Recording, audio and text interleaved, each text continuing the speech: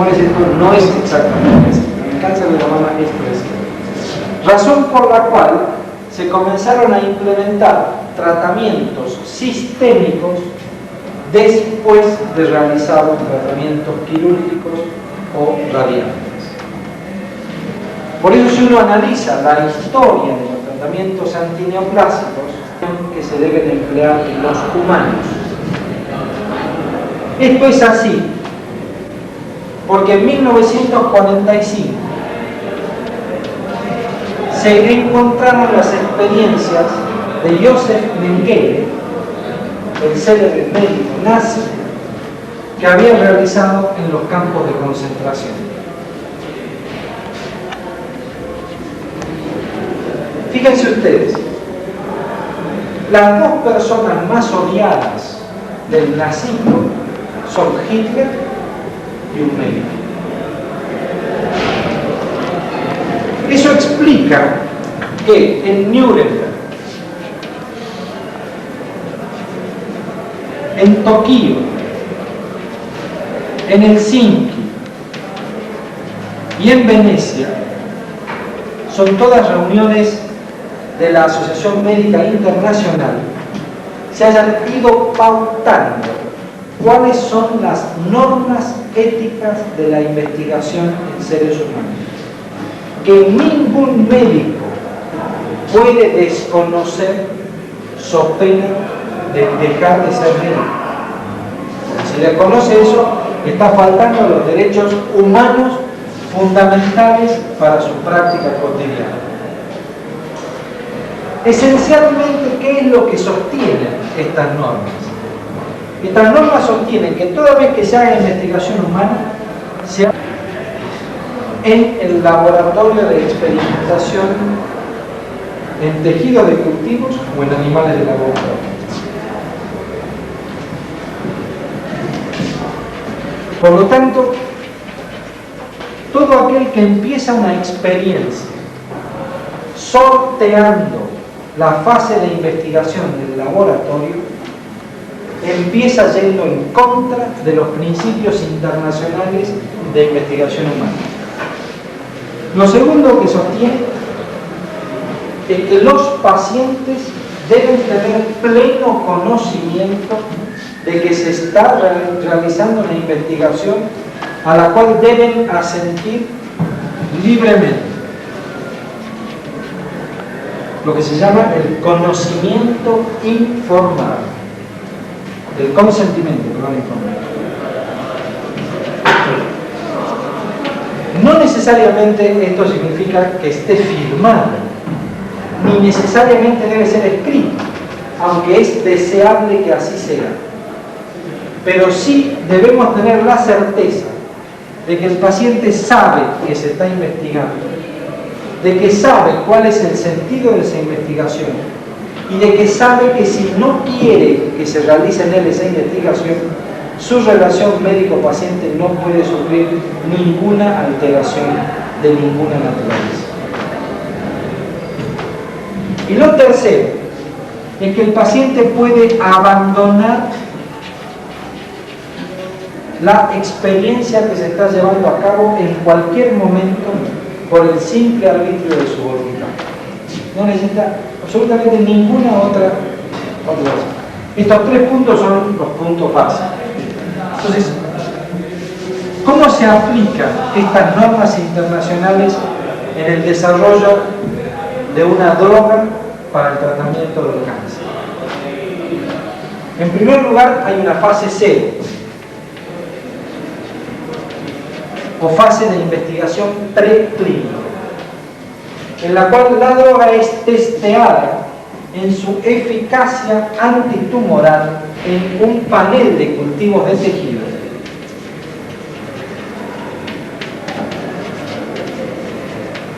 de los cuales el Instituto Nacional del Cáncer tiene aproximadamente unos 30 tipos de tejidos que se cultivan y a los cuales se exponen la droga. Si no es eficaz en los tejidos, es decir, en las células cultivadas, no va a ser eficaz en un ser vivo. Por lo tanto, El primer panel con el cual se testea una droga es el cultivo de tejido. Si es eficaz en cultivos de tejido, se investiga la droga en animales de laboratorio. Para eso se eligen dos tipos de animales.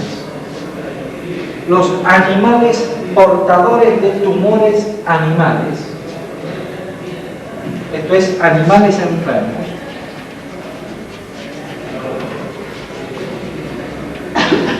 portadores de la leucemia 1210 o la leucemia P388, tipos de tumores animales. O animales especiales que se llaman ratones desnudos. Se llaman ratones desnudos porque no tienen pelo, que tienen la particularidad de no tener un sistema inmune.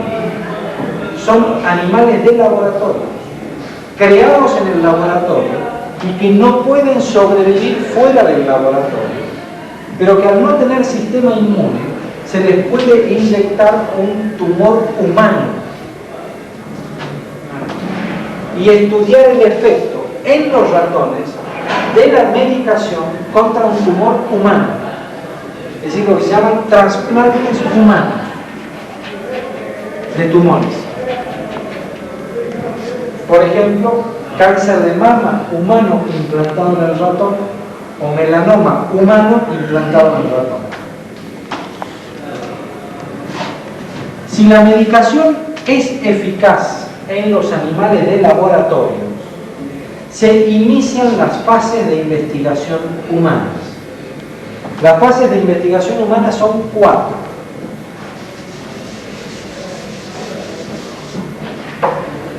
En la fase 1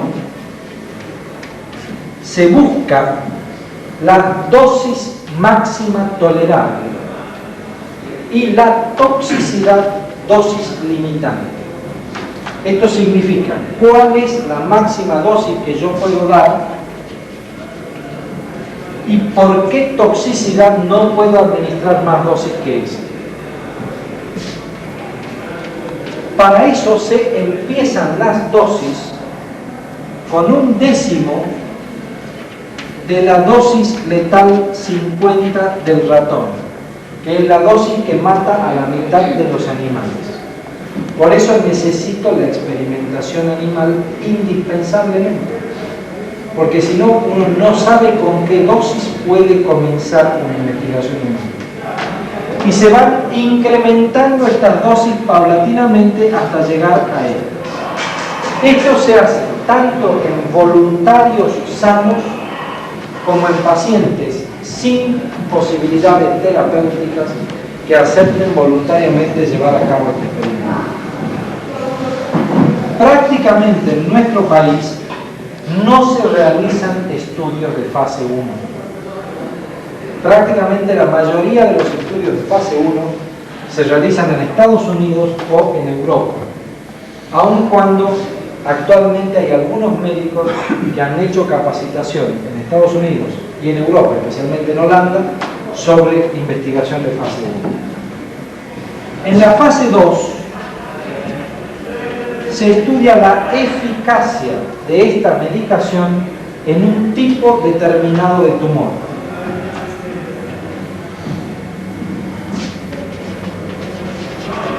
En la fase 3 se compara el tratamiento estándar con el tratamiento más eficaz de la fase 2.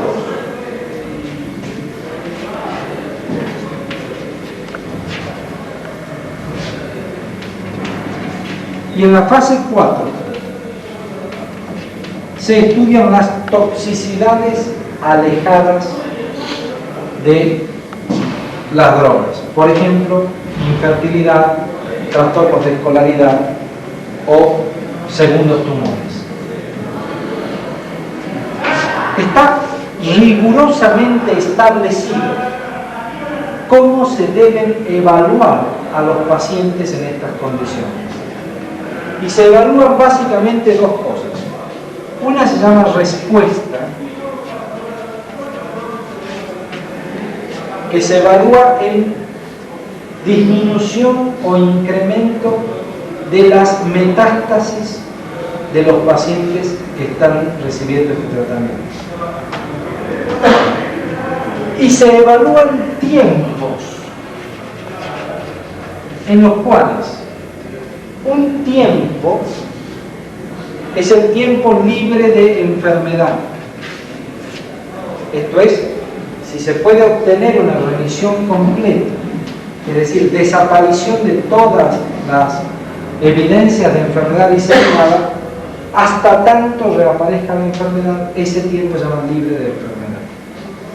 Hay otro tiempo que se llama tiempo de sobrevida, que es el tiempo que media entre el ingreso de un paciente al estudio y su muerte.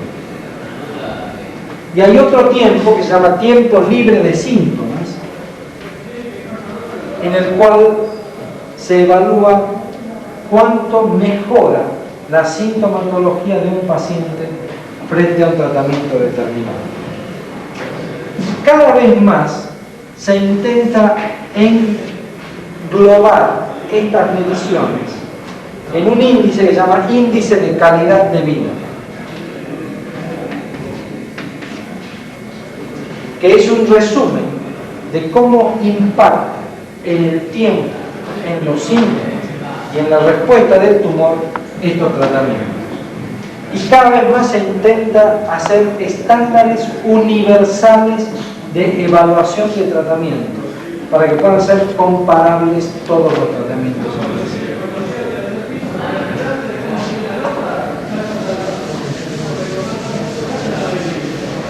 Cuando uno aplica rigurosamente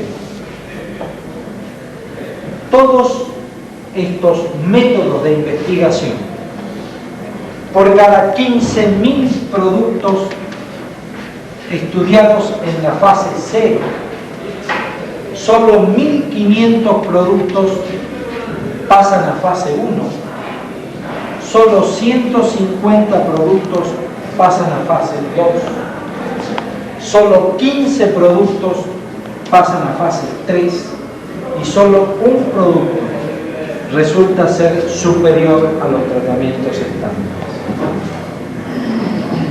O dicho de otra manera, por cada producto que resulta verdaderamente útil, hay 15.000 productos que han quedado en el camino.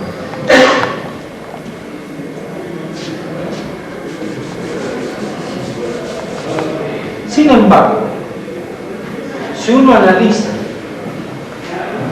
cuál es la historia natural de los pacientes que hoy vemos con cáncer, probablemente toda esta metodología haya servido mucho más para saber con qué cosas dañábamos que para descubrir cosas nuevas con las cuales podamos curar. Especialmente si uno analiza los tumores más frecuentes. Ningún tratamiento es mejor para el cáncer de pulmón que no fumar. Ninguno. Porque todo lo que podamos hacer en cáncer de pulmón sirve menos que no fumar. Ningún tratamiento es mejor para el cáncer de colon que la consulta periódica, especialmente en los que tienen antecedentes heredofamiliares de cáncer de colon. Pero en algunos tumores se ha podido modificar claramente la historia natural de la enfermedad. Por ejemplo, en las leucemias, por ejemplo, en los linfomas, por ejemplo, en los tumores de testículo, por ejemplo, en el sarcoma de Ewing, por ejemplo, en el osteosarcoma, por ejemplo, en el tumor de Wilms. Pero son todos tumores que no representan sino el 20% de la patología neoplásica. Los tumores más comunes siguen siendo tumores en los que difícilmente se puedan curar a menos que sean encontrados a tiempo. Por eso es que cuando se clasifican las situaciones clínicas de los pacientes en oncología, básicamente se puede hablar de 4 condiciones clínicas. Un curso clínico A, en el cual los pacientes están curados. Esto corresponde al 50% de los cánceres en los países desarrollados y al 30% de los cánceres en los países en vías de desarrollo. La diferencia del 20% está dada por la educación y los métodos de screening. Hay pacientes que no están curados, están libres de enfermedad, pero no podemos asegurar que estos pacientes se hayan curado. Son, por ejemplo, aquellas pacientes con cáncer de la mama que han hecho el tratamiento local curativo y han recibido quimioterapia o hormonoterapia después del tratamiento local. Eventualmente esas personas están conviviendo con una situación de enfermedad a la cual no podemos saber si están curadas o no. Hay pacientes que tenían tumores potencialmente curables, pero que se han tornado incurables.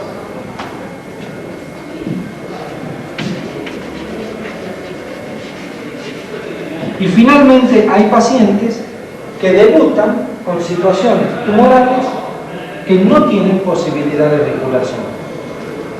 La gran diferencia es que en nuestro país un número importante de personas que debutan en condición de incurabilidad siguen ignorando su diagnóstico. Mientras que en otros países todas estas personas conocen que tienen cáncer. ¿Y por qué es importante marcar esa diferencia? Porque cuando uno conoce que tiene cáncer, lo primero que tiene es un shock emocional en el cual se abrió la tierra y se lo tragó. Si ustedes cierran los ojos y piensan en la palabra cáncer y piensan en qué cosa les sugiere la palabra cáncer les sugiere muerte, mutilación, dolor y sufrimiento. No le sugiere un 30% que se cura o un 50% que se cura, no le sugiere para nada. Le sugiere una visión de muerte, sufrimiento, mutilación y dolor. Por eso es que todo el que se enfrenta a un cáncer se enfrenta a una situación de mortalidad.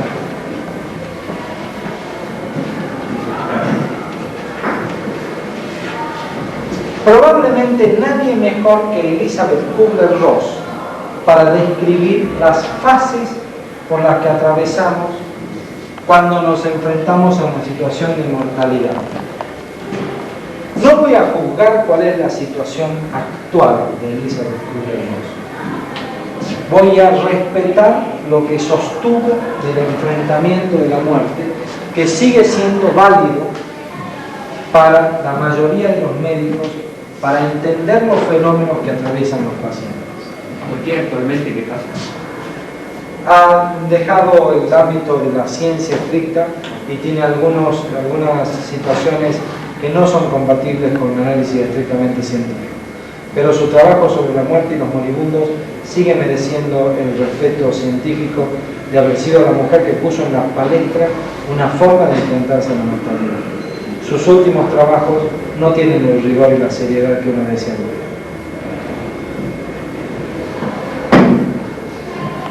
Ella tuvo una experiencia personal que la movió mucho, y los que analizamos su primer trabajo y sus últimos trabajos encontramos que hay una gran diferencia de rigor en el tratamiento de los temas. Comprensible porque ella vivió una experiencia personal, pero digamos es útil deslindar lo que son los últimos trabajos, lo que son los primeros trabajos, pues los últimos son criticables, pero los primeros tienen mucha diferencia. Ella sostiene que lo primero que nos sucede cuando nos enfrentamos a una situación de mortalidad es la negación. De un modo o de otro, todos reaccionamos considerando que esto que nos pasa es imposible, que le sucede a otro, que nos van a llamar informándonos que están equivocados, que es útil que vea otro patólogo el preparado porque probablemente estén errados. que de alguna manera esto no nos está pasando. Se cambia de médico, se cambia de patólogo. Si llega a haber diferencias sutiles entre las informaciones de anatomía patológica o los criterios médicos, esto se ve tremendamente potenciado. Si no hay un consenso médico, se quiebra la estructura que sostiene al paciente. Es una situación de desestructuración. En algún momento, esa negación no es sostenible. La realidad supera a la construcción psíquica de la negación. Y sobreviene un momento que se llama de ira, que Elizabeth Kubler-Ross dice de ira contra Dios o contra el destino. Es decir, esto que nos sucede es inoportuno, siempre. No importa que tengamos 5 años y nos quede toda la vida por delante, o que tengamos 84 y nos quede toda la vida por delante. Siempre que nos sucede un cáncer, no es bienvenido. Siempre en una situación de ira contra el medio, contra nosotros mismos y contra la situación en la que esto se desarrolla. Esta situación de ira se estructura en una situación de pactos con el destino.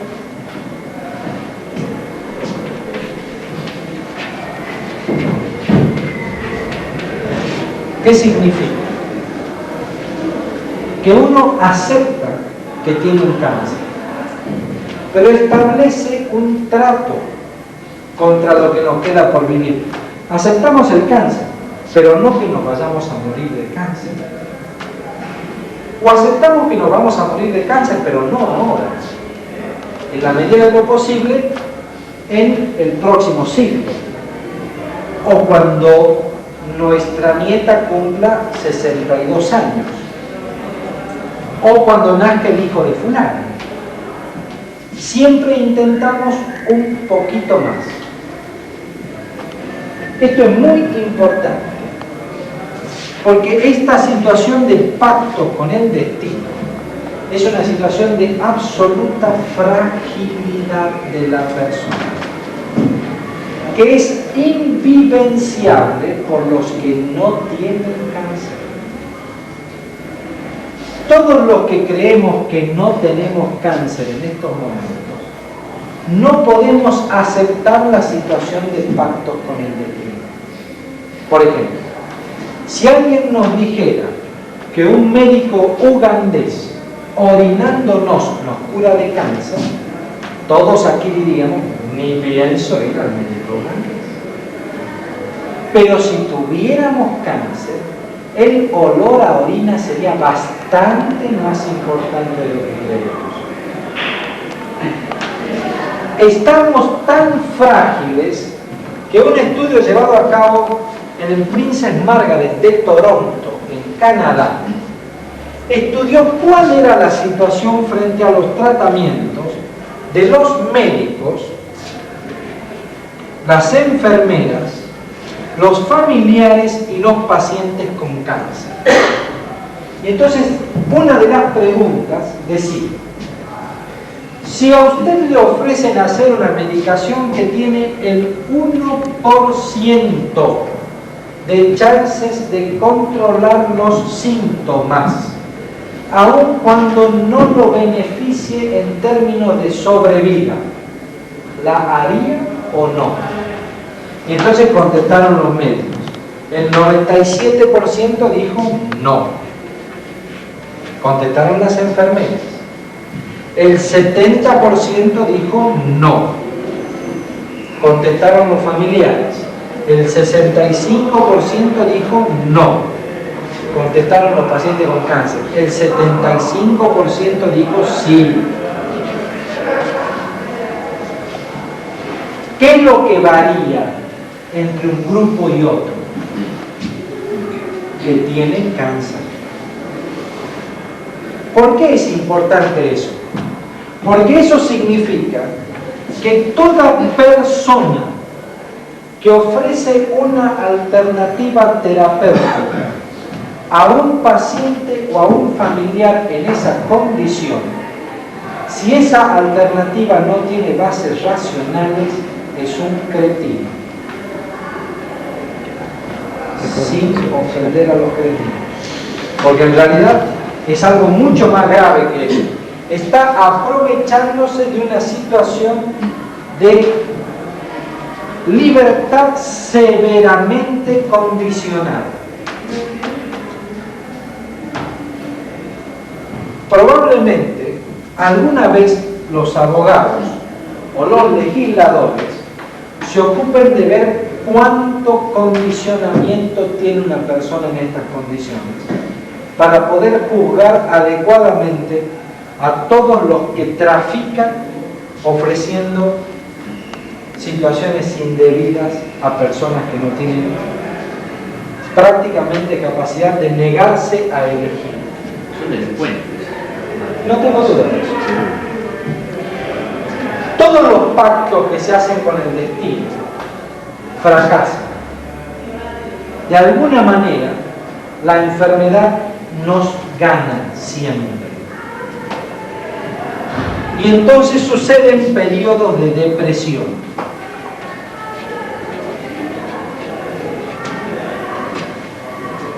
Unas pocas personas tienen lo que se llama un periodo de resignación, que probablemente sea un mal término para definir lo que realmente sienten algunas personas en etapa de enfermedad diseminada e incurabilidad.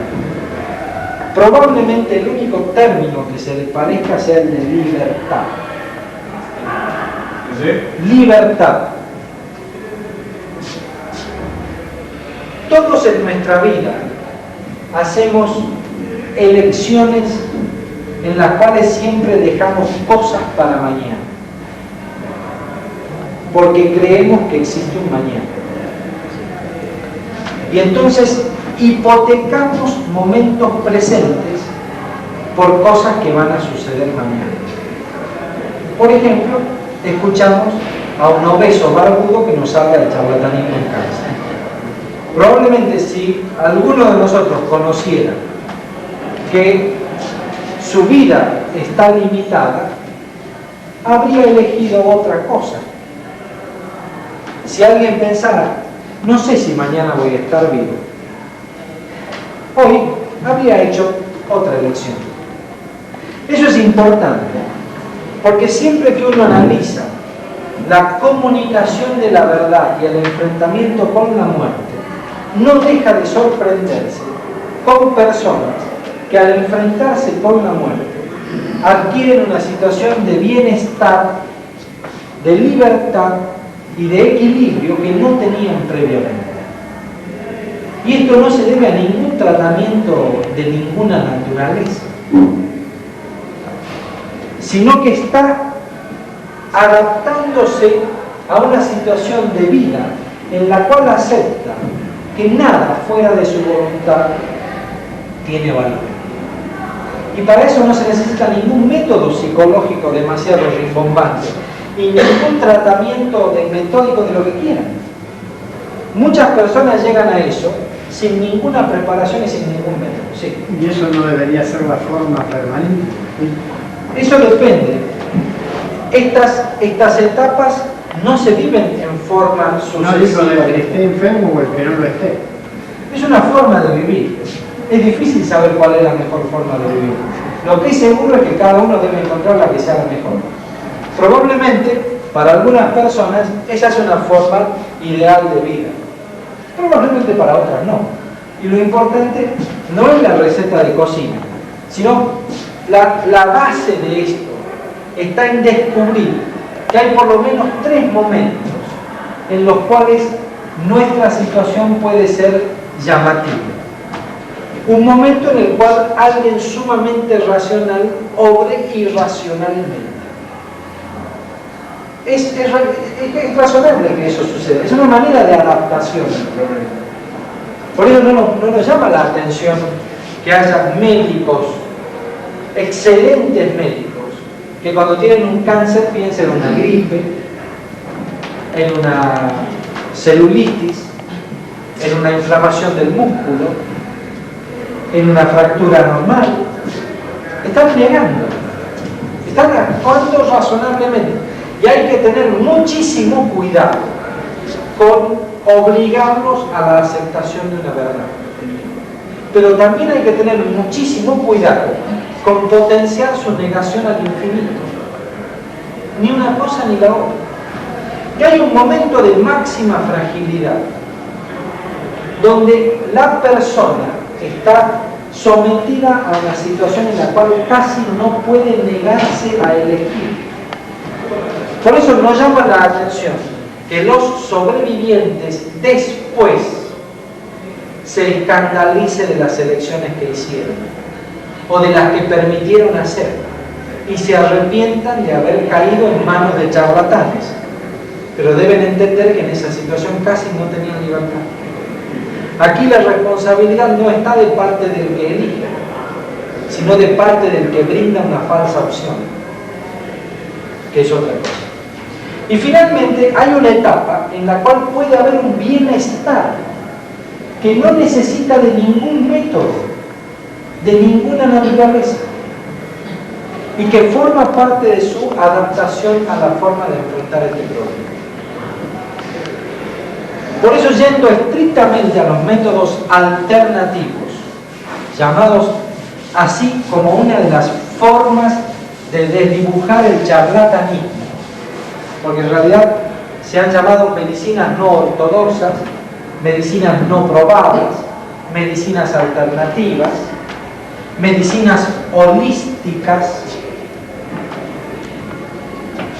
Yo las definí como medicinas parasitarias, simplemente porque esto es muy importante, porque hay gente que considera que las medicinas alternativas pueden ser estudiadas como el curanderismo.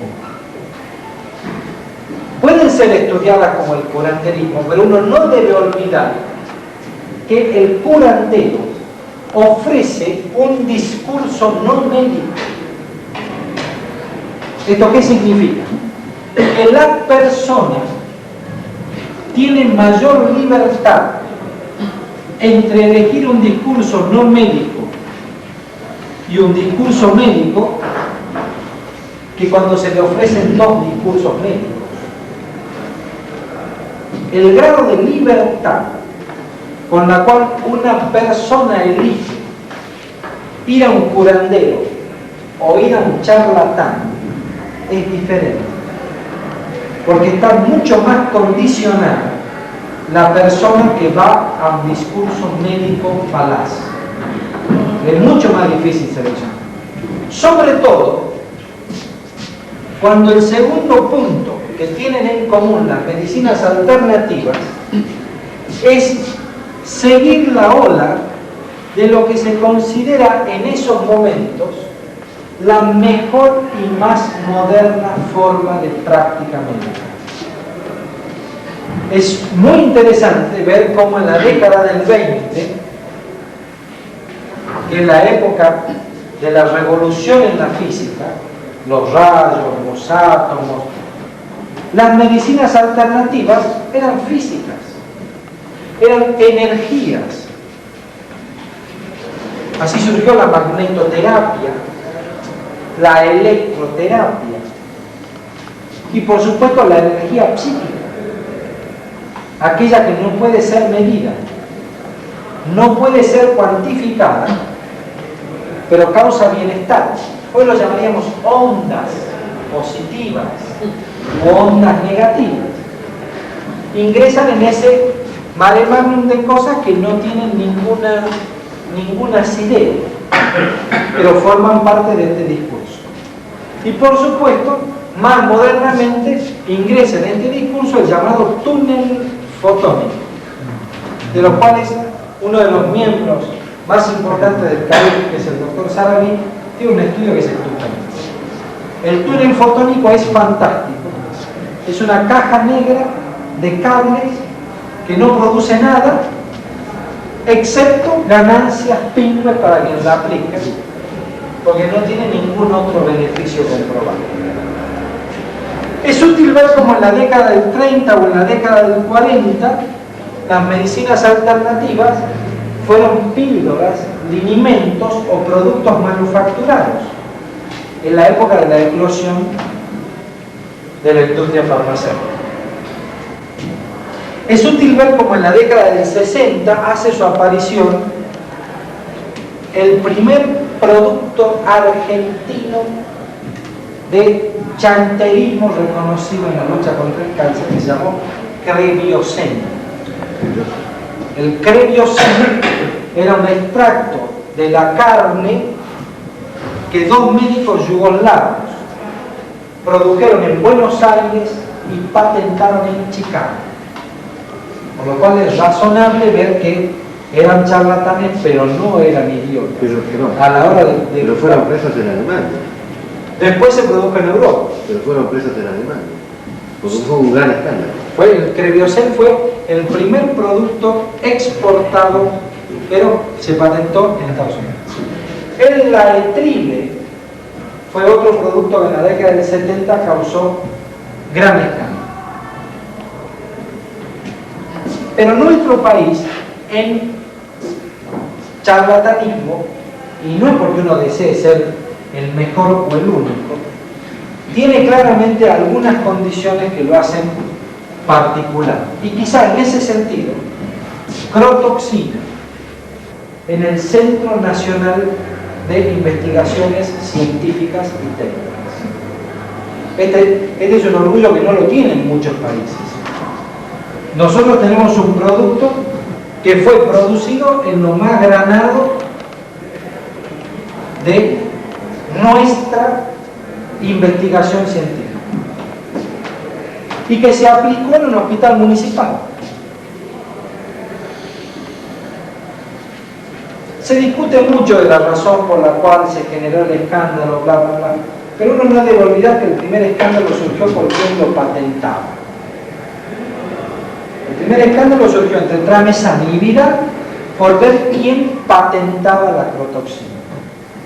Y a partir de ahí se puso en evidencia que se estaban realizando en un hospital municipal de Buenos Aires en el año 1986 experimentación humana siguiendo estrictamente todos los consejos en contra de lo que la Asociación Médica Internacional aconsejaba para la investigación humana.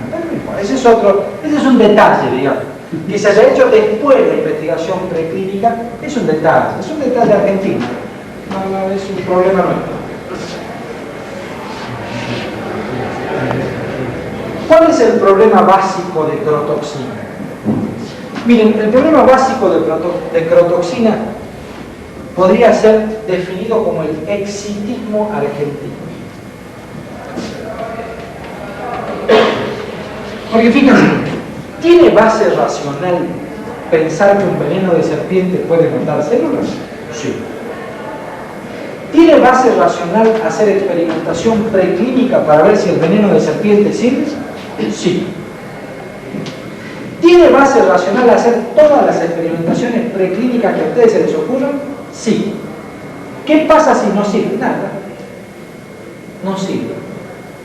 Es uno de los 15.000 productos que quedan en el camino en fase 0.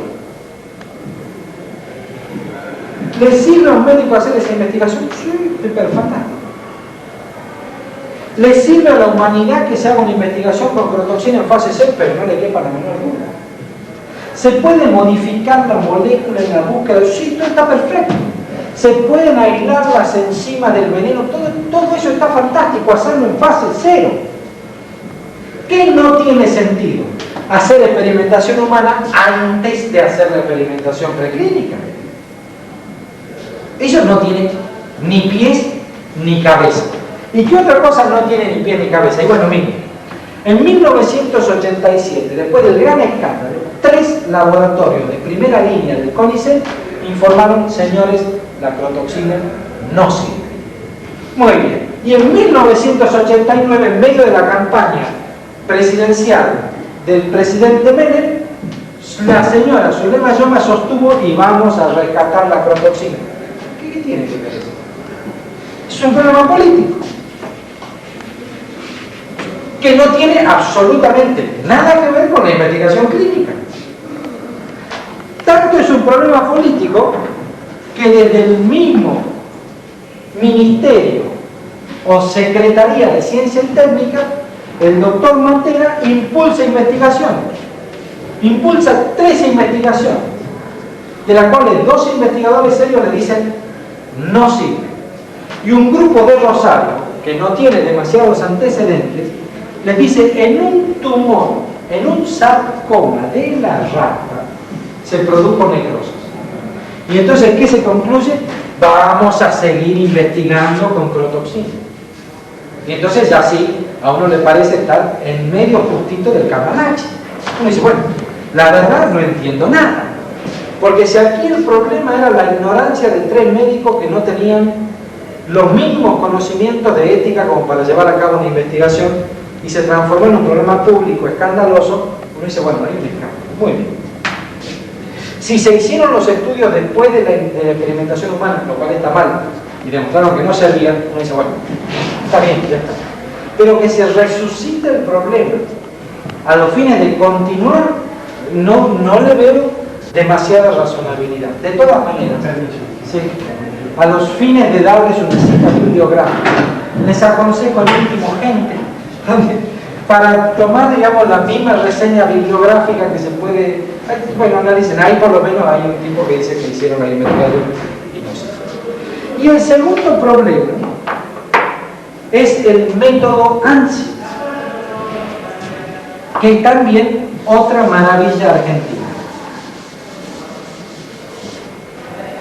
El método ANSI, que se llama método homeopático activador natural del sistema inmune, tiene la virtud de ser el único método homeopático descubierto y llevado a la práctica por médicos alópatas, lo cual no es frecuente. Y que a las 24 horas recibió el rechazo por parte del presidente de la Sociedad de Homeopatía. Yo no digo que la homeopatía esté bien, no, al contrario. La homeopatía tiene sus puntos claramente discutibles, pero no tengo duda que el que mejor hace homeopatía es un homeópata. Yo podré discutir si eso está bien o está mal, pero no tengo duda de quién es el que puede hacerlo. Ellos mismos dicen no es homeopatía, pero los alópatas se mantienen, que además tienen muchísima experiencia en el tratamiento del cáncer, porque los que iniciaron este método son un obstetra y un cirujano general, pero predominantemente pareciera el obstetra, es decir, muy próximo al tema del cáncer y al manejo de los pacientes oncológicos, que pareciera haber sido sugerido por un fitólogo. Es una buena vía del conocimiento médico. Un fitólogo que fue a visitar a un laboratorio de productos homeopáticos veterinarios, de lo cual yo les confieso me enteré hace menos de un año que existía homeopatía animal. Se llamó Canovas, los cuales le dieron un producto que se llama Canovas 200, que aparentemente era retirado en Damas Juanas, según testimonio público de la televisión, que a la sazón no se puede analizar químicamente, porque es un producto homeopático en tan bajas dosis que si uno analiza el producto tiene agua y alcohol. Por lo cual en estos momentos se están peleando de cuál es el verdadero Crescenti, el fitólogo y el laboratorio Canovas, pero tiene una gran dificultad legal para resolver cuál es el original, porque todos tienen agua y alcohol. La forma oral fue presentada en Salud Pública y en un tiempo récord de una semana Salud Pública dijo no nos podemos expedir sobre el producto porque no tiene principio activo. Todo lo que conocemos de la eficiencia de Salud Pública sabemos la celeridad de sus procedimientos y no nos asombra que en una semana hayan sido tan expeditivos, porque Salud Pública en ese sentido ha sido siempre una maravilla de eficiencia. Pero además empezó a administrarse no solo en la forma oral, sino en formas inyectables. Actualmente es complejo saber cuál es el auténtico ANSI Y es complejo saber cuál es la forma útil de administración. Y es complejo saber si verdaderamente las ampollas no tienen corticosteroides, porque hay informes controversiales al respecto. De todas maneras, es útil juzgar cuál debe ser la actitud de los médicos, el hecho para tratar de comprenderlo. Y el hecho es este: los pacientes y sus familiares se encuentran frente a una situación de debilidad extrema, por lo cual su capacidad de elección está severamente comprometida. Se enfrentan ante un doble discurso médico, por lo cual no tienen capacidad de elección clara. Un médico les dice una cosa y otro médico les dice otra. Un médico está en consultorio y el otro también está en consultorio. Un médico está en la ciudad y el otro también está en la ciudad. Un médico ejerce y el otro también ejerce. Un médico le receta cosas que se venden en farmacia y el otro también le receta cosas que se venden en farmacia. Un médico le receta inyecciones y otro médico también le receta inyecciones. Realmente es difícil saber cuáles son los elementos en los cuales se puede elegir con libertad en esas condiciones, que además están desesperados y que frecuentemente piensan que la situación es inocua. Dicen, a lo sumo no me va a hacer nada, ¿por qué no voy a probar? Es útil comprender por qué hay médicos que la practican. Porque hay un 60% de médicos que la practican. La mayoría la practica por ignorancia. No están en condiciones de hacer experimentación clínica porque son ignorantes de la más supina estirpe. Pero tienen un gran manejo de las relaciones humanas. Tienen una gran sensibilidad y aun cuando sean ignorantes extremos, tienen una gran capacidad de percepción de lo que el otro está sintiendo. Que además dan explicaciones simplistas de lo que sucede, que puede satisfacer a la persona, aun cuando no sean ciertas. Y que frecuentemente recurren a lo que se llama teoría conspirativa.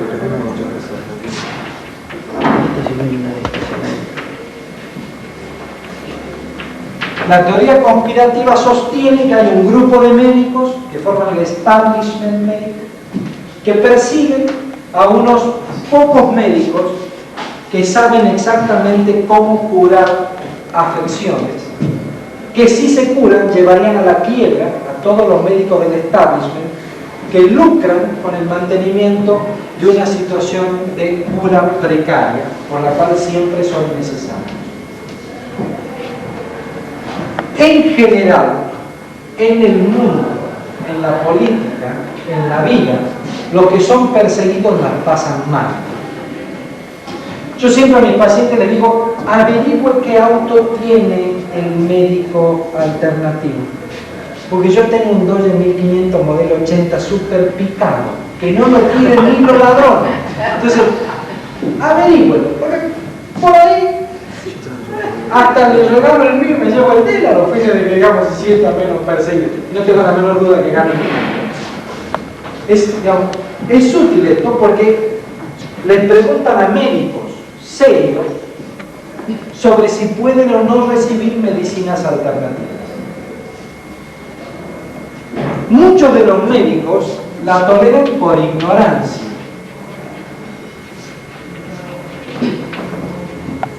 Y el ejemplo típico de eso son las flores de Bach.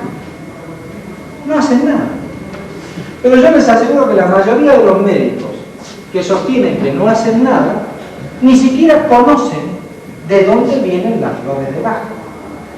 Cuando se enteran que las flores de Bach le fueron reveladas al doctor Bach por un lirio que hablaba, se dan cuenta que el fundamento médico de la flores de Bach está bastante complejo.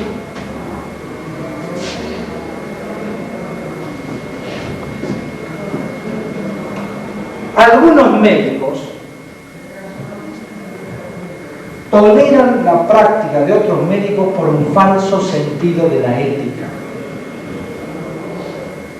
La ética médica, no hubo nunca duda de que fue para con el paciente, no para con el colega. La ética para el colega, a lo sumo, estaba limitado a saber a dónde debía primero hacer uno la denuncia, pero nunca ocultar las malas prácticas de los colegas fue una práctica ética de la medicina. Siempre el primer objetivo de la ética médica fue el cuidado del enfermo. Todos están de acuerdo en que la toleran porque piensan que a lo sumo no va a pasar nada. Esto significa, se considera que son inocuos. Ahora, se da la particularidad de que si en algo es experto el médico, es en inocuidad. Por aquello de que primero no debe causar daño. Por lo tanto, teóricamente, ningún profesional sabe más de inocuidad que el médico. Cuando uno analiza la inocuidad de las medicinas alternativas, se encuentra con un informe de Bessie Cassilet en 1974, en el cual sostiene el 40% de los enfermos abandonan tratamientos estándar.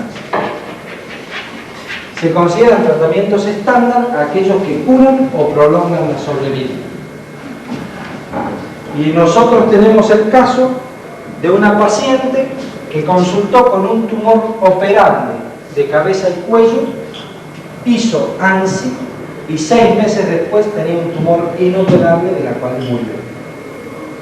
Es difícil sostener que algo es inocuo cuando el 40% abandona tratamientos estándar. Pero además es difícil pensar que algo es inocuo cuando causa abscesos, hematomas o infecciones sistémicas, como la vía inyectable de Lancet. Y es difícil pensar que algo es inocuo cuando causa neurotoxicidad o toxicidad hematológica, como la protoxina. Por lo tanto, desde el punto de vista médico, no hay duda alguna que los recursos que tenemos para combatir esto son la información rigurosa de lo que son y de lo que hacen, especialmente en cuanto a la inocuidad. Y lo segundo es no olvidar que la razón de ser del médico es el cuidado de la persona con cáncer hasta su muerte. Que la idea de que no hay nada más que hacer es una idea absolutamente falsa de alguien que considera que la única misión del médico es restaurar la salud, cuando la misión del médico es restaurar la salud cuando pueda, pero acompañar y consolar siempre que sea posible.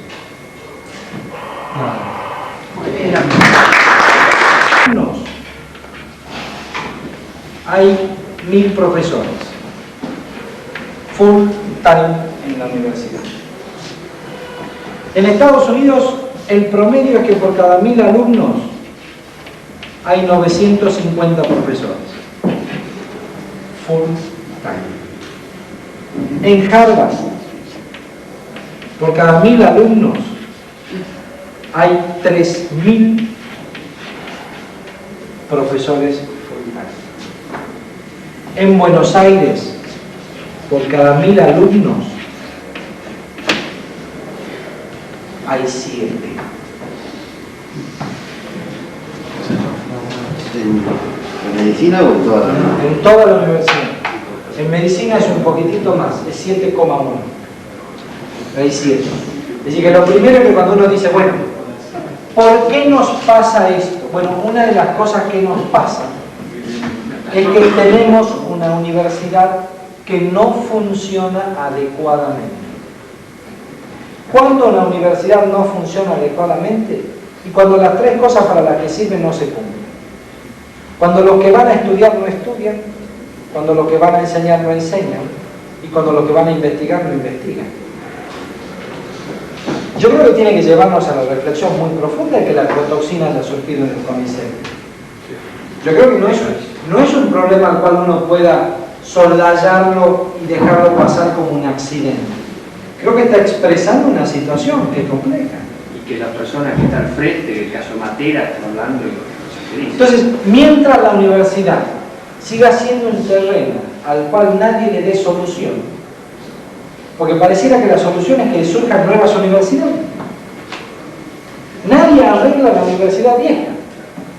Cada uno crea una nueva universidad, pero nadie arregla la vieja. Y la vieja tiene este problema. Esto no lo digo yo. Es real esa estadística, porque 1007 profesores es tremendo. Yo les aconsejo que cuando quieran escuchar a un hombre que sabe mucho de esto, lo llamen a Jaime Chever. Porque yo no tengo autoridad moral. Yo No, pero está, conoce la estadística. lo que digo estoy repitiendo. Pero Jaime Echeverría ha sido decano de la Facultad de Medicina. Llámenlo y dale que le hable del problema universitario. ¿Y qué va a decir él? Perdón, fíjate que yo no conozco sobre estas estadísticas, pero hay profesores en antropología de la UBA que vienen desde Mar del Plata para verlas acá, pero no hay profesores. Y Cierto, en la Facultad de Medicina se acaba de pedir el 50% de reducción del plantel docente. Exacto. Ahora, después de 7 me va a quedar 3,5, podés corregir. Pero es que es razonable. Porque mientras... Y la solución a este problema es muy sencilla. La solución a este problema la tiene Caballo. Más presupuesto necesario. Es facilísimo. ¿Por qué? Porque la gente de la universidad que va a la universidad, cada vez hay gente que va o por hobby, entonces dice, voy a la universidad a devolver algo de lo que me dieron, o es gente con menos talento que la que no va a la universidad. Y entonces, el profesional de talento dejó la universidad, o está en universidades extranjeras. No es un problema nuevo, pero nadie le da solución. Cada año ingresan más alumnos, a los cuales se va a poder educar peor, que reciben un título que les permite ejercer toda la medicina, toda la vida. Porque nadie tiene que responder por sus conocimientos. Tiene un título que lo habilita para ejercer toda la medicina, toda la vida. Eso significa que si yo en estos momentos decido abrirte el cerebro y operarte, tengo un título que me habilita a hacerlo. Aunque en eso te va a dar la muerte seguro, porque soy un animal con la mano, ¿qué le va a hacer? Pero tengo un título que me habilita para hacerlo. Peor todavía. Los alumnos que se reciben con promedio de 7 para arriba, todos hacen la residencia médica porque consideran que es antiético ir a ejercer la medicina con los conocimientos que tienen. Pero los que tienen 4 o menos no hacen la residencia médica porque consideran que tienen conocimiento suficiente para ejercer la medicina. Dicho de otra manera, yo tiemblo de la posibilidad de tener un accidente y caer en una guardia donde haya médicos que no hayan hecho residencia. Porque ahí yo no puedo elegir. De la otra manera sí puedo elegir, pero ahí no. Cuando esté descerebrado, ahí no. Y ruego al ángel de la guarda, no me desamparen, digamos. Como decimos cuando. Pero creo que es un problema serio. Es un problema serio que haya 180 días de clase, cuando los hay. Es un problema serio que se siga sin fomentar un sistema de educación. Evidentemente está hecho a propósito. No sé, yo digamos, te confieso que cuando pienso en algo hecho a propósito y pienso en teorías paranoicas no me satisfacen. Digamos, creo que es un problema social. Sí, no por paranoia, sino por interés. Pero es la misma sociedad la que sabe que la universidad es un lujo Los caro. dirigentes sociales. ¿Cómo? Los dirigentes de la sociedad. Los dirigentes sociales, de acuerdo, pero digamos, es un problema serio. Cuando pusieron el ingreso restringido, hubo grandes movimientos sociales en contra de la restricción del ingreso, cuando la universidad es lo más natural y razonable del mundo, que la sociedad diga no van a estudiar todos, van a estudiar los que sirvan, y de los que sirvan les voy a exigir que cumplan una función social. Pero no cuando se emplea la universidad como una bolsa de gato donde van a qué, no sé. Son los resultados de la demagogia barata. No tengo la menor duda. Es un problema de solución que exige seriedad. Y nadie está dispuesto a encarar el problema con seriedad. Y entonces sucede todo esto. Existe algo en Argentina no se conoce, que es largo plazo. Seguro. Seguro. Que cambie el gobierno y que siga la política. Exactamente. No es negocio. Exactamente. Doctor, mi padre fue profesor titular de radiología, pero hace ya 10 años se murió. Él nos contaba siempre, otras barbaridades, estando de acuerdo con todo lo que usted dijo.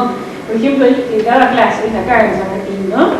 Y decía, esto que yo estoy mostrando en un negatoscopio, dice que había colas y colas de alumnos que salían por corredores y que por supuesto no veían nada.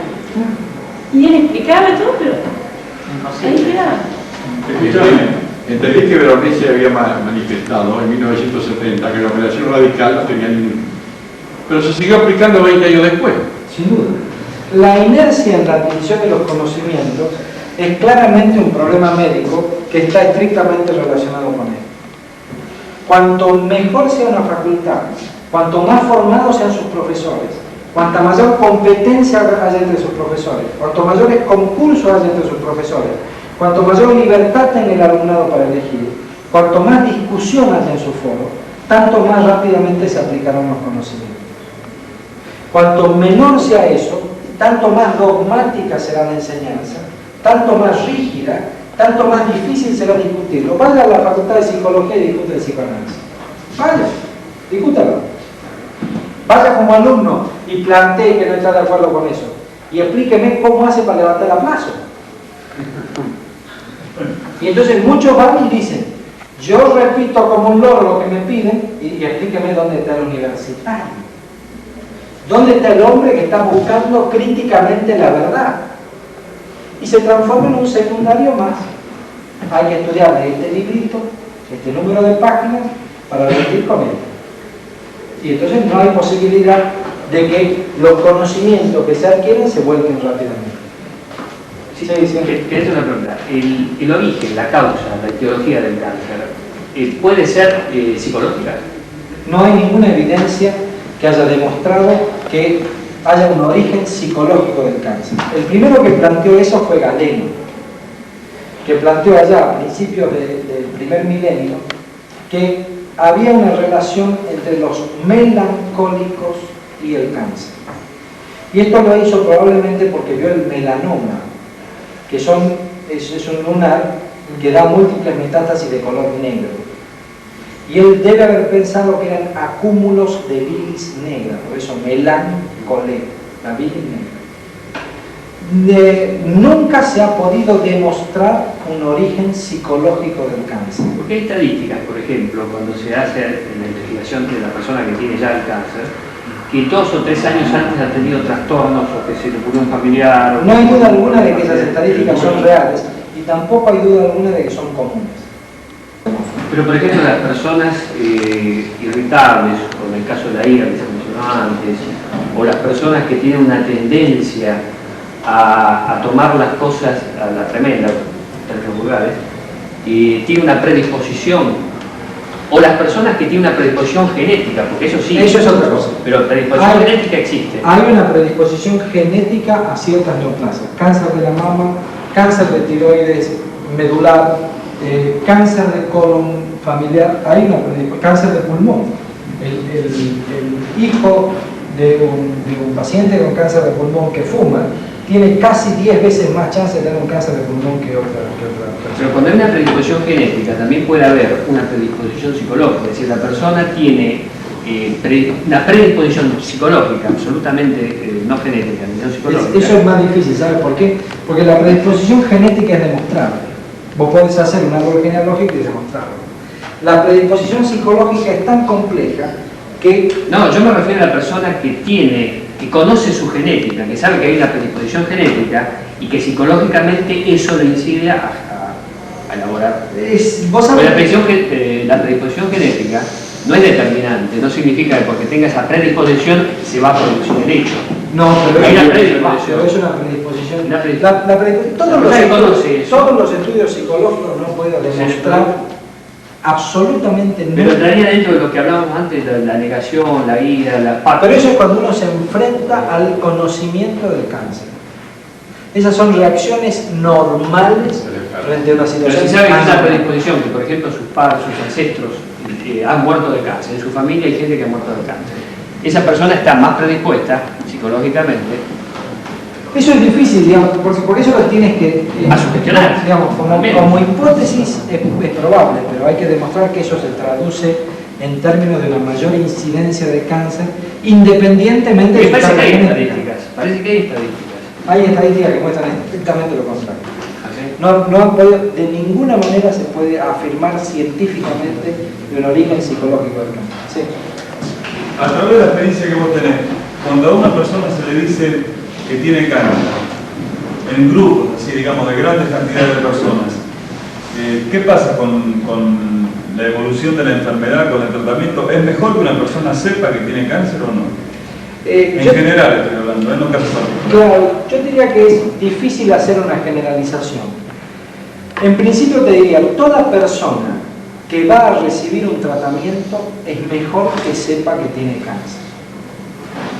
Porque de esa manera entiende la razonabilidad de la agresión médica. Ninguno de los tratamientos que nosotros damos es inocuo.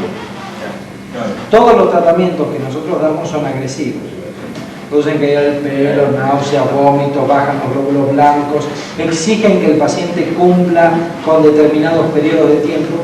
Y si el paciente tiene claro cuál es la razonabilidad por la cual uno lo hace, su calidad de vida es mejor.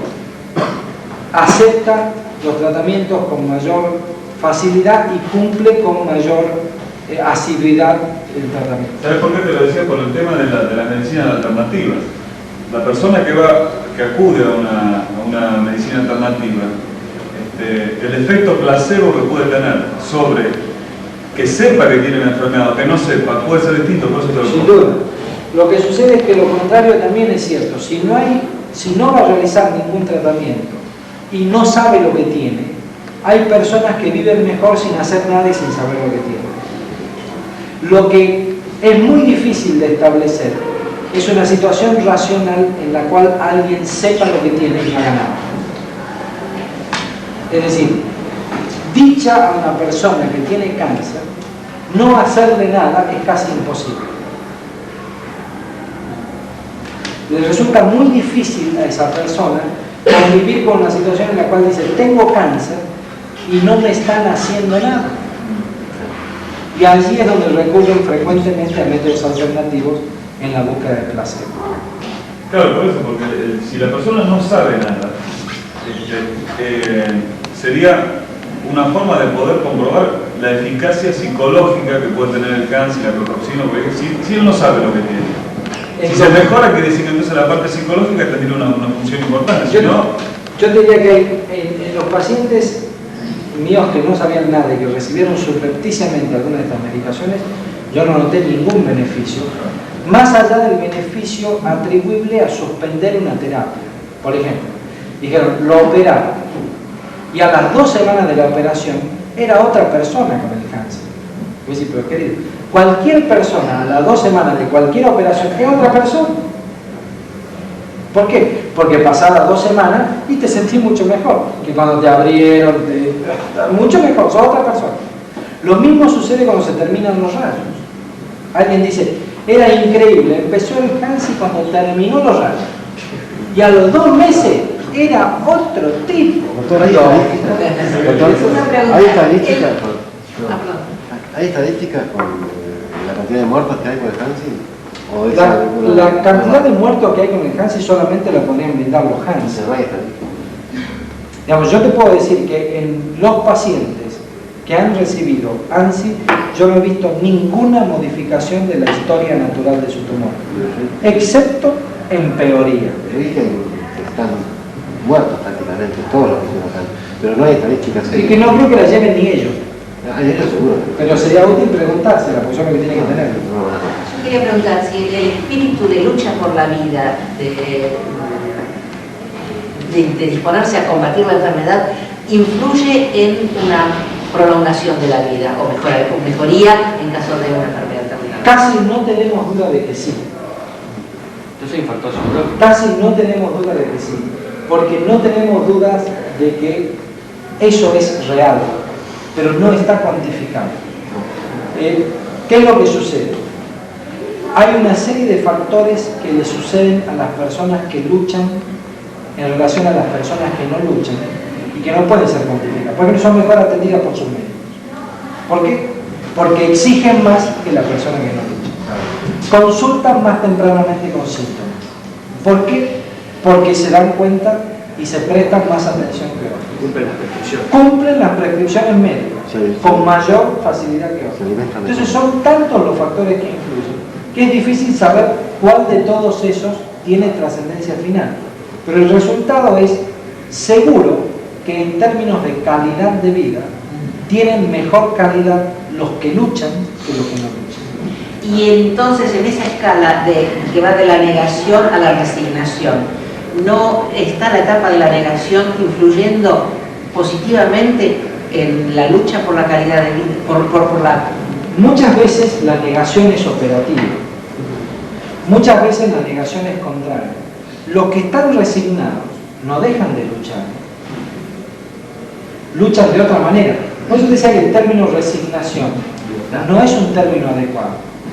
Yo le hubiera puesto liberación, aun cuando suene mucho más poético. El término de aceptación. Pero es una aceptación racional.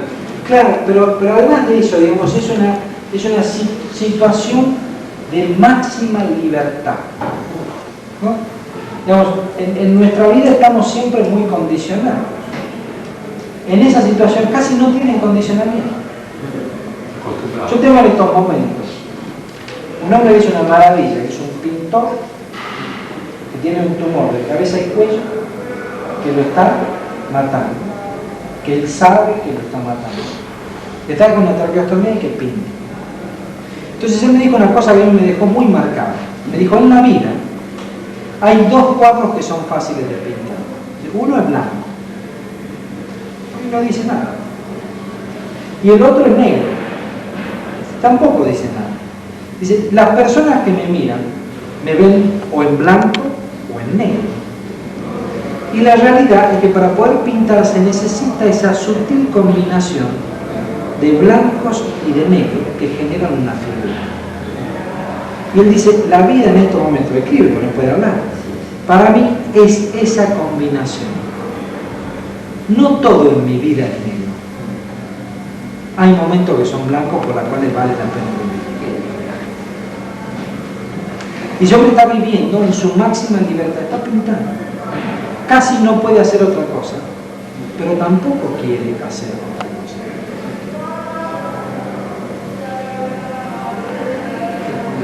Si no puede, no quiere. La pregunta mía estaba relacionada con lo que comentó Ellen, llevado al plano, digamos, operativo en cuanto a Simonton, que de alguna manera sus técnicas tratan de mejorar la calidad de vida y que hay de cierto o criticable sobre los trabajos de él. Yo creo que hay varias cosas que son criticables en los años. La primera de ellas es la responsabilidad que pone en la persona sobre la génesis del cáncer.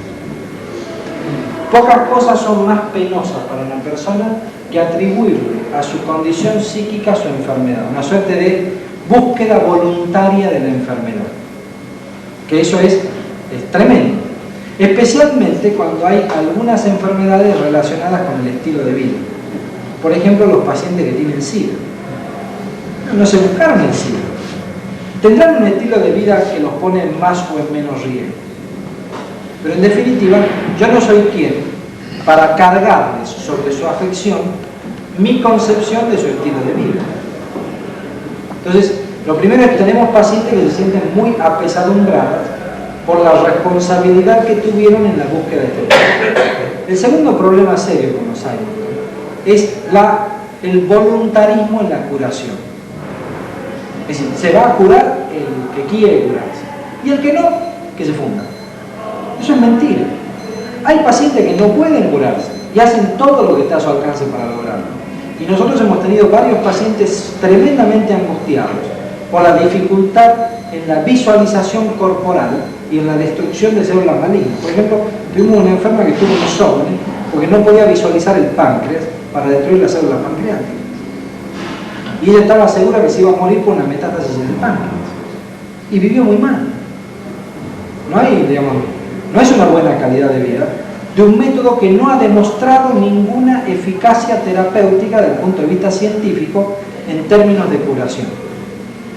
Es cierto que es el método alternativo probablemente más inocuo, no usa aparatos. Están hablando más de curación, ahora están hablando de mejorar la calidad de vida. Claro, pero el trabajo original de Simonton era de curación. Originalmente sí, Lo que es interesante es cómo hizo el trabajo Simonton. Simonton era un radioterapeuta y al finalizar la radioterapia comparó el grupo de pacientes que habían dado bien y el grupo de pacientes que habían dado mal. Y encontró que los que andaban bien tenían un estado de ánimo mejor que los que andaban mal. Y entonces concluyó exactamente lo contrario de lo que concluiría cualquiera de nosotros. Cualquiera de nosotros diría, anduvo bien, se siente mejor. Anduvo mal, se siente peor. Él dijo no. Anduvo bien porque se siente mejor. Y anduvo mal porque se siente peor.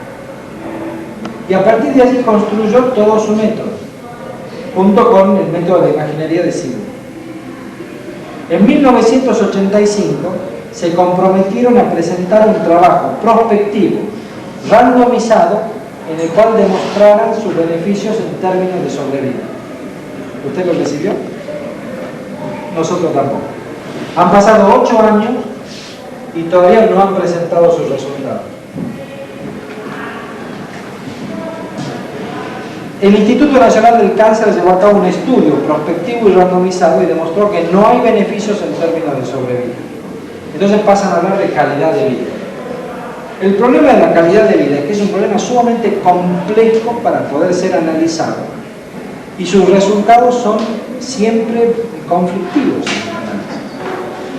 De todas maneras, hay gente que siente que se mejora y de hecho hay médicos que han publicado letters en New England asumiendo su beneficio al método de Simonton.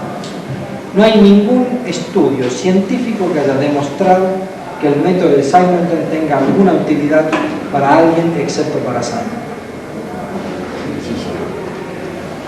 Dietas pobres en fibra. Y probablemente eso se deba a que una evacuación más regular impide el contacto de derivados de la bilis que se metabolizan en el intestino y que podrían ser carcinogenéticos. Sin embargo, no hay ninguna dieta que haya demostrado curar el cáncer. Si ese cambio de dietas hacia una dieta más rica en fibra, que no significa dieta macrobiótica, sino significa coma más lechuga, coma más rabanitos, coma más repollo, agregue ensaladas a sus comidas, ninguna dieta ha demostrado curar el cáncer. ¿Por qué? Porque una vez que se desencadena el proceso de desdiferenciación celular, no hay cómo volverla atrás, excepto algunos trabajos recientes en los cuales provitamina A, el ácido cis-retinoico y el ol-trans-retinoico han mostrado que el epitelio de la boca y del pulmón pueden diferenciar nuevamente las células. Pero excepto esas dos medicaciones, de las cuales hay unas 10 o 12 trabajos que están estudiándose, todas las dietas atribuidas a la cura del cáncer no sirven para nada. Perdón, aparte cuando se refiere a ese incremento de fibra, simplemente se refiere a un cáncer en especial, no toda la variedad que hay. No, se refiere al cáncer de colon. Además toma la variable de la alimentación, no todos los demás factores que podrían llegar a incidir.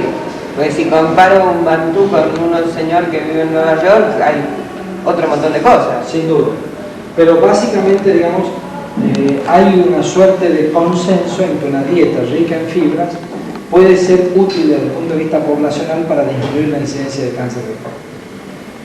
Pero, digamos, una cosa es eso y otra es que sea un tipo específico de dieta y que sirva para todos los cánceres. ¿Hay algún estudio cuantificado sobre la efectividad de alguna determinada psicoterapia en pacientes, sea de SIDA o de cáncer? No, hay los diferentes estudios desde el punto de vista terapéutico. Sí, no, psicoterapéutico. Los diferentes estudios sobre eficacia antitumoral de métodos psicoterapéuticos rigurosos o no, como puede ser el de Luisa Hay, por ejemplo, como método de autoayuda, no han demostrado ser eficaces como terapia antineoplasia. Por supuesto que si alguien lo usa como muleta, puede encontrar beneficio en esa muleta, siempre y cuando sepa que lo usa como muleta. Es como si alguien dijera, la oración como terapia antineoplásica, ¿es útil? No. Nadie ha demostrado que altas dosis de oración destruyan células tumorales. Eso no significa que aquella persona religiosa no encuentre en la oración consuelo, fortaleza, resignación, sentido, y que diga, yo rezando me siento mejor. Fantástico. A tal punto que yo tenía una enferma judía que vomitaba con la quimioterapia. Y en la sala de espera, una enferma católica le regaló una estampa de la Virgen María. Porque le dijo, con esta no vomito nada. Muy bien, la tomó la enferma judía y dejó de vomitar. Cualquiera que tiene conocimientos más o menos elementales de psicología, dijo, hizo un condicionamiento operativo. Le creyó a la otra mujer, tomó la estampita, veía la estampita y no vomitaba. Cualquiera que tenga conocimientos religiosos básicos dirá, claro, se convirtió, tomó la Virgen María y cualquiera que sea judío, digamos, no, es lógico, son colegas, de alguna manera la Virgen María también era judía, entonces me va a dejar entonces, no, tenés explicaciones variadas para satisfacer un fenómeno que probablemente sea metacientífico, en este sentido. Difícilmente haya una sola respuesta para esto. Creo que lo que no tiene sentido es creer que una sola respuesta pueda explicar esta situación. ¿Por qué un paciente va a un charlatán sabiendo que va a un charlatán y se siente contenido? Porque está en la hipótesis de hacer todo. Y todo incluye lo bueno y lo malo. Y se siente contenido, sí se siente. ¿Y sabe que es un charlatán? Sí.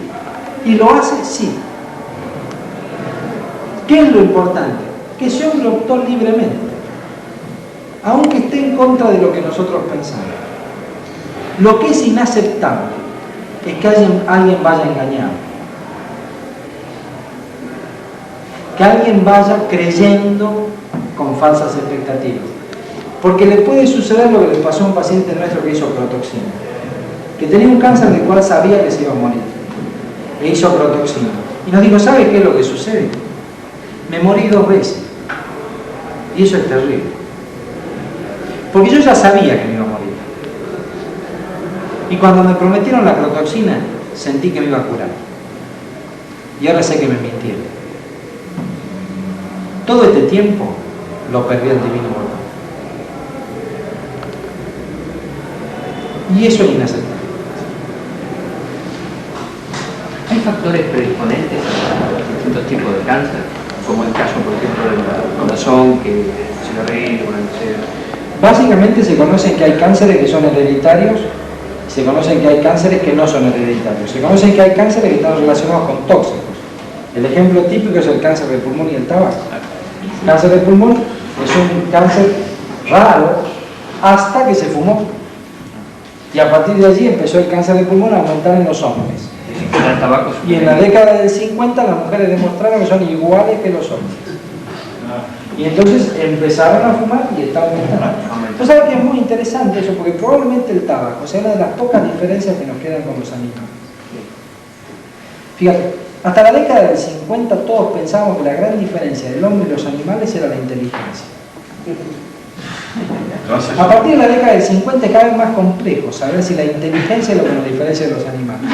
Entonces es claro que es la estupidez lo que nos diferencia de los animales. Saber deducir. Es cierto, el animal no es tan estúpido como el ser humano.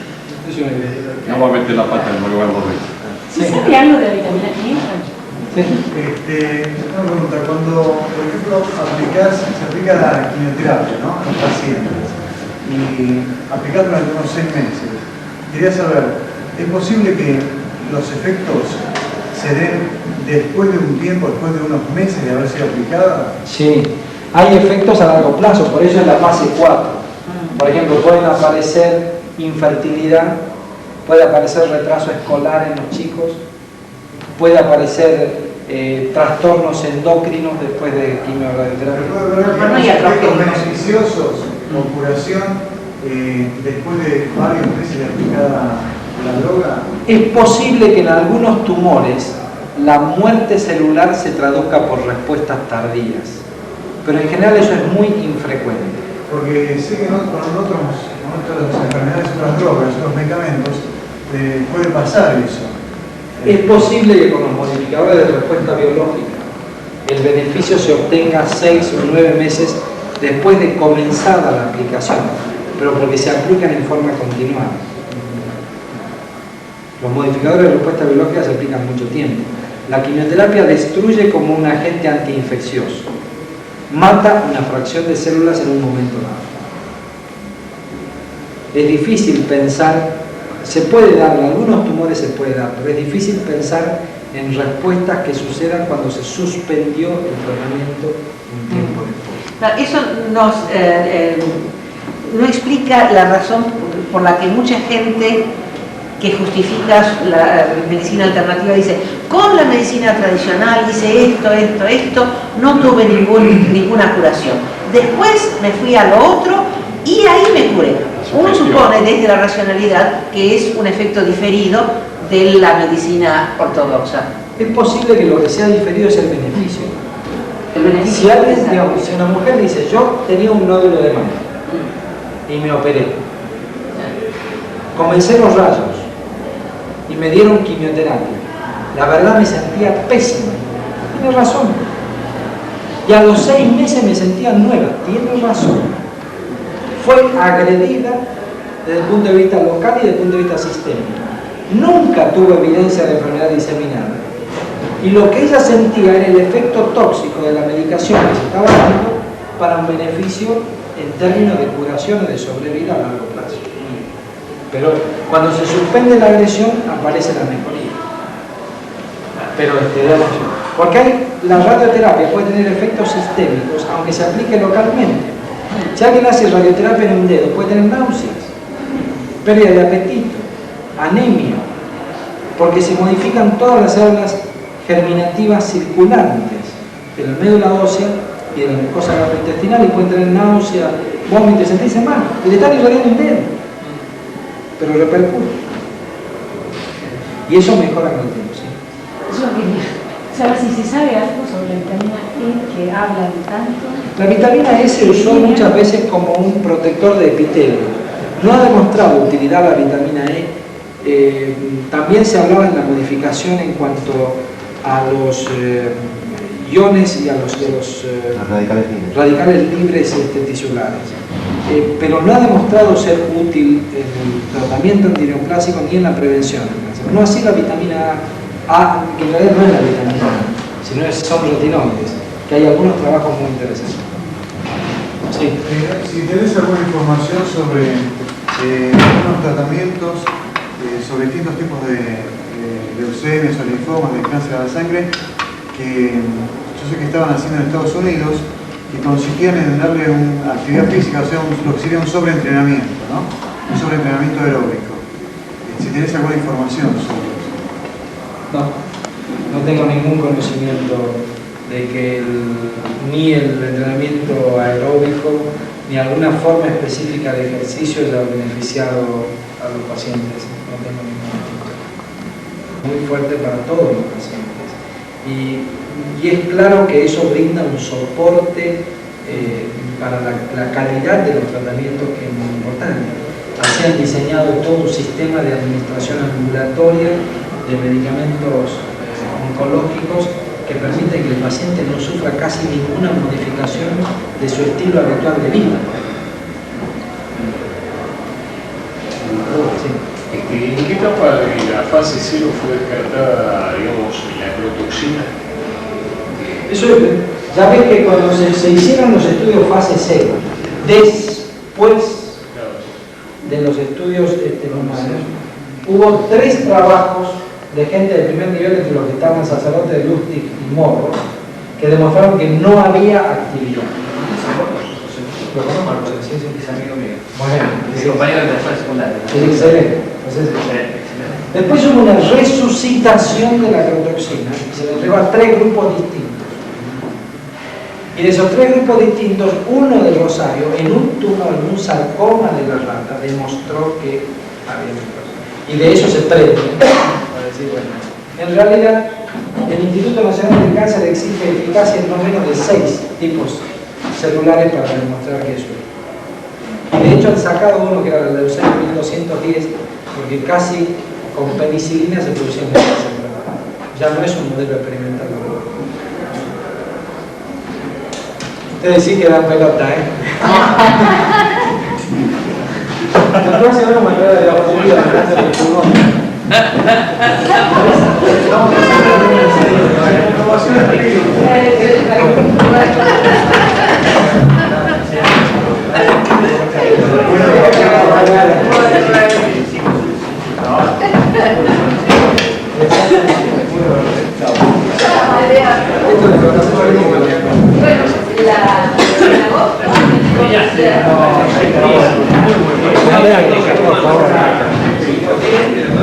Excelente. Muchas gracias. ¿Cómo vas a hacer? Aconsejo que busque bibliografía. Ay, al rolete. No. Es la irracionalidad del mecanismo.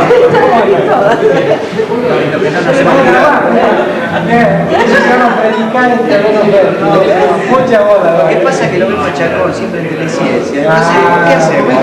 Si Chacón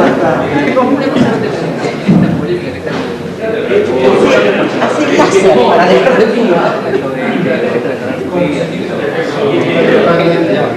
Luisa Gell. Yo de Luisa Gell hice la crítica a su primer libro, El falso cura, que se operó del cáncer de cuello uterino por su método, que llaman método es un método metafísico para curar las enfermedades. El cáncer del cuello uterino, si hay algo que no se puede minimizar, es su importancia, porque tiene un tremendo impacto social en el clínico. Si vos decís una sociedad se cura con la mente y se dejan de hacer los clínicos, se volver las tasas de mortalidad habitual, que son las que tiene Chaco, por ejemplo, donde analizar la causa más frecuente de muerte por cáncer es el uterino. Es penoso porque si es tan fácil el chequeo que... Digamos, no tengo la menor duda que en el sentido la prefiero a Rita Merelo y una Luisa Gell. Claro, porque se hace comparado. Muchacha argentina, digamos, seguro que hace más beneficio que Veo que se aprende la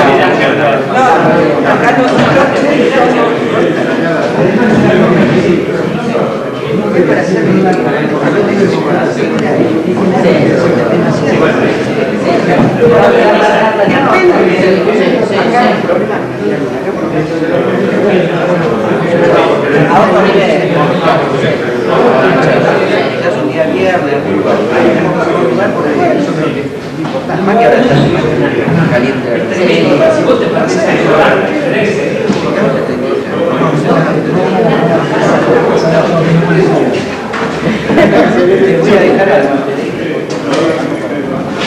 déjate fumar, déjate mover.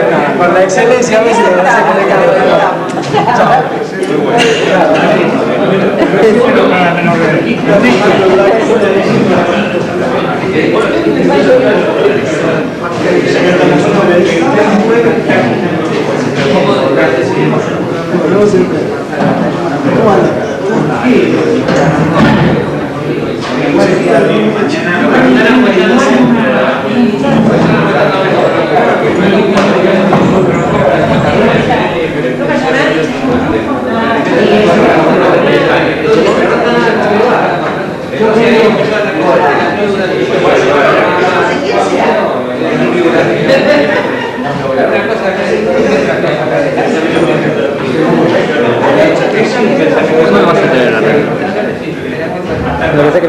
Cuando aquel me está pidiendo una revista, yo te pido